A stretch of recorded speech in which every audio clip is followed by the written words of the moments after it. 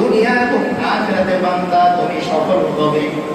এক কথা পুরস্কারের কথা বলে দিতে, বান্দা তুমি যদি আমাকে বেশি বেশি ডাকতে পারো, জিকির তুমি করতে পারো, তাহলে দুনিয়ার তোমার কাজে তুমি সফল হবে, আখিরাতেও তুমি সফল ব্যক্তি হিসেবে উঠবে। তাহলে জিকির করার ফজিলতের মধ্যে একটা ফজিলত আমরা পেলাম, কমন সফলতা। দুনিয়ায় আমি যেই কাজে সফল হইতে চাই তার জন্য আমার কি লাগবে? আল্লাহ জিকির লাগবে। কারণ দুনিয়া এবং আখিরাতের সফলতার মালিক কে? একমাত্র আল্লাহ তাআলা। অথবা ইজ্জু মান তাশা ওয়া তুযিল্লু মান তাশা। আল্লাহ বলেন, ও বান্দা, আমি চাইলে তোমাকে মাটি থেকে চেয়ারে বসাতে পারি, আবার আমি আল্লাহ চাইলে চেয়ার থেকে তোমাকে মাটিতে শোয়াতে পারি। এজন্য যে মানুষটা একদিন শরীর নাড়িয়ে নাড়িয়ে, মাথা নাড়িয়ে নাড়িয়ে হাঁটতো, এই মানুষটা এখন হুইল চেয়ারের মধ্যে বসা।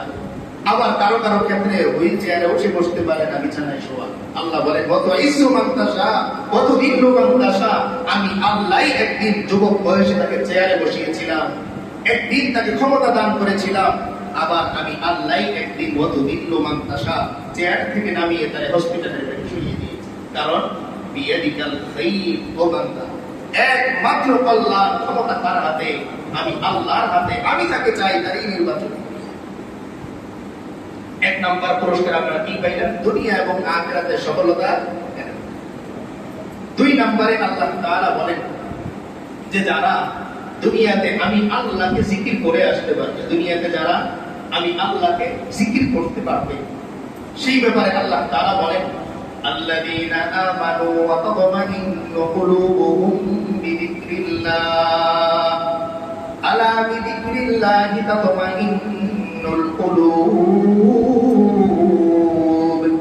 আল্লাহ তাআলা বলেন, আল্লাযীনা আমানু, যে বান্দাগুলো ঈমান আনলো, ওয়া তাতমাইন্নু কুলুবুহুম বিযিকরিল্লাহ, ওই বান্দার দিলগুলো আমি আল্লাহর জিকির দ্বারা শান্ত হয়। এক নম্বরে যে বান্দাগুলো ঈমান আনলো, দুই নম্বরে যে বান্দার অন্তর প্রশান্ত হয় আমি আল্লাহর জিকির দ্বারা। আমি আল্লাহ বলে দিচ্ছি, আলা বিযিকরিল্লাহি তাতমাইন্নুল কুলুব। আল্লাহ বলেন, তুমি যদি দুনিয়ার শান্তি খোঁজো, মনে রেখো বান্দা, আমি আল্লাহর জিকিরই একমাত্র তোমার দিলের মধ্যে শান্তি দিতে পারে। তাহলে আমি শান্তি যেখানেই খুঁজি না কেন, আল্লাহ বলতেছেন শান্তি কোথায়? আমি আল্লাহর জিকিরের মধ্যে। আল্লাহ আল্লাহ বলে সতর্ক করা হয়, দুনিয়াতে আমরা ডাক দিই না, ও খেয়াল করো। আল্লাহ বলতেছেন, আল্লাহ বান্দা স্মরণ রেখো, মনে রেখো, বিযিকরিল্লাহি তাতমাইন্নুল কুলুব, তোমার হৃদয়ের প্রশান্তি একমাত্র আমি আল্লাহর জিকিরের মধ্যে। যত বেশি তুমি আমাকে ডাকতে পারবে, যত বেশি তুমি আমাকে স্মরণ করতে পারবে, তত বেশি তোমার হৃদয়ের মধ্যে সুকুন, শান্তি আমি আল্লাহ দিই। এরপরে অন্য এক আয়াতের মধ্যে আল্লাহ তাআলা বলেন যে বান্দা যদি আল্লাহকে জিকির করে এবং আল্লাহর গুণকীর্তন করে, তাহলে ওই বান্দার হাসরের ময়দানের পরিস্থিতিটা কেমন হবে? লম্বা আয়াত।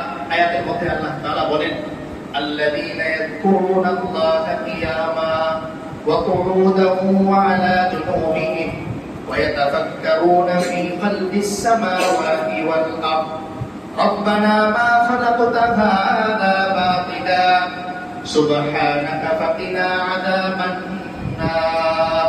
আল্লাহ তাআলা বলেন, আল্লাযীনা ইয়াযকুরুনাল্লাহা কিয়ামা ওয়া কুউদা, যে বান্দাগুলো উঠতে বসতে আমি আল্লাহকে স্মরণ করে, শুয়েও আমি আল্লাহকে স্মরণ করে, ওয়া ইয়াতাফাক্কারুনা ফী খালকিস সামাওয়াতি ওয়াল আরদ, আমি আল্লাহ যে এত বড় আসমান তৈরি করলাম এ বিষয়ে সে বান্দা একটু গবেষণা করে, জমিন আমি আল্লাহ সৃষ্টি করলাম এ বিষয়ে বান্দা গবেষণা করে, আর গবেষণা শেষে বান্দা এই কথা স্বীকার করে, রব্বানা মা খালাকতা হাযা বাতিলা, ও আল্লাহ দুনিয়ার এই কোন জিনিস আপনি আল্লাহ অযথা বানান নাই। রব্বানা মা খালাকতা হাযা বাতিলা, আপনার আসমান আপনি অযথা বানান নাই, আপনার জমিন আপনি অযথা বানান নাই। সুবহানাক ফাকিনা আযাবান নার, আল্লাহ তাআলাকে বান্দা বলতেছে, ও আল্লাহ আপনি পবিত্র, ফাকিনা আযাবান নার, সুতরাং আপনি আল্লাহ আমাকে জাহান্নামের আযাব থেকে বাঁচান। তো বান্দা যখন এই আল্লাহর জিকির করে, জিকিরের ফলাফল কি হয়? যে বান্দা বুঝতে পারে আল্লাহ তাআলা বান্দার জন্য যে আসমান তৈরি করলেন, জমিন তৈরি করলেন, এই পৃথিবীর সব কিছু তৈরি করলেন, এগুলো কি করেন নাই? অযথা তৈরি করেন নাই। তখন বান্দা সুবহানাল্লাহ বলে, ও আল্লাহ, আপনি পবিত্র, আপনার সৃষ্টি পবিত্র, আপনি মহান, আপনার সৃষ্টি মহান, সুতরাং আমি তো নগণ্য, তাই ফাতিনা আযাবান নার। এত বড় আসমান আপনি তৈরি করলেন, একটু মেহেরবানি করে আপনি আমাকে জাহান্নামের শাস্তি থেকে মাফ করে দেন। আর এর কিছু আয়াত পরেই আল্লাহ তাআলা বলেন, ফাস্তাজাবা লাহুম রাব্বুহুম, তার এই ডাকে তার রব অবশ্যই সাড়া দেবে। তার মানে যেই বান্দা আল্লাহকে জিকির করে আল্লাহর কাছে জাহান্নাম থেকে পানা চাইতে পারবে, আল্লাহ তাআলা বলতেছেন আমি আল্লাহ ওই বান্দাকে জাহান্নামের আগুন থেকে কি করে দিব? নাজাত দিয়ে দিব। তাহলে এক নাম্বার পুরস্কার আমি পাইলাম দুনিয়া আখিরাতের সফলতা। দুই নম্বরে আল্লাহ তাআলা বলেন যে বান্দা যখন আমাকে স্মরণ করতে পারবে আর আমার কাছে জাহান্নামের আগুন থেকে পানা চাইতে পারবে, আমি আল্লাহ তাকে কি করব? জাহান্নাম থেকে পানা দিয়ে দিব। এরপর একটা ছোট্ট হাদিস বলে আমরা আলোচনা শেষ করে দিব। আল্লাহ রাসূল সাল্লাল্লাহু আলাইহি ওয়াসাল্লাম এই জিকিরকারীদের পুরস্কার নিয়ে বলেন, ওয়ারাজুলুন যাকারাল্লাহ খালিয়ান ফাবাদাত আইনা, যে আরশের নিচে যারা ছায়া পাবে এই 7 শ্রেণীর মানুষের মধ্যে সর্বশেষ ব্যক্তি হচ্ছে, আল্লাহ রাসূল বলেন, যেই বান্দা গোপনে আল্লাহকে স্মরণ করে আর তার চোখ বেয়ে পানি পড়ে।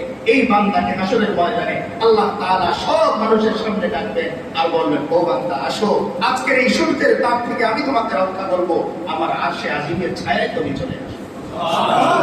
আল্লাহ তাআলা আমাদের সকলকে জাকির হয়ে, আল্লাহকে জিকিরকারী হয়ে, আল্লাহকে স্মরণকারী হয়ে এরপর কবরে যাওয়ার তৌফিক দান করেন। আমরা বলি আমিন।